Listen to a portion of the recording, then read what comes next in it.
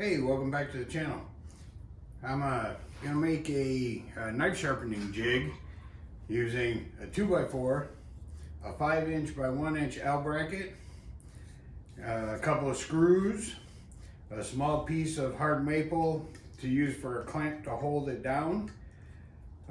This works pretty good, but I think if I do this again, or I will end up changing this, I should say, I'm going to get some strong magnets and glue them into the piece of wood so they hold it down better. That way I can adjust the backstop so I can do different knives.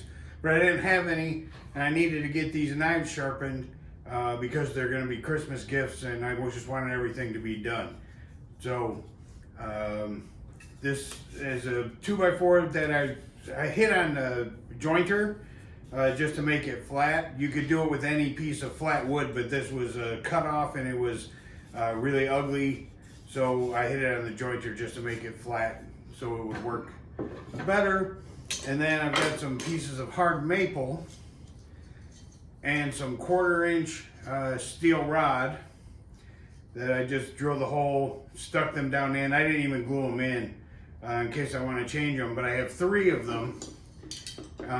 I started out with 2, but it turned out I needed a 3rd one for more aggressive grit for the knives I was sharpening, because when I did them on belt sander, when I cut the bevels in, they were really bad, so I needed an extra one so I could get more aggressive with it.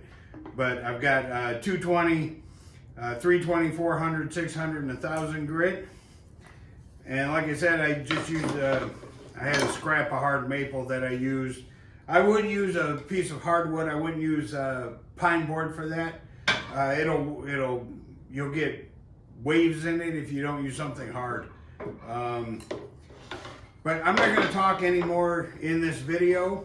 You can see what I'm doing. Because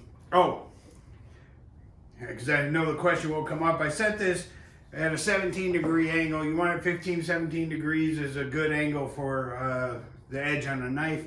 So that's what I set it up for. You'll see I used a digital protractor, but you could use anything to set that angle. And I just set the bar in and then adjusted this to get the angle, and then I screwed that down. So now that will always be a 17-degree angle whenever I cut on there.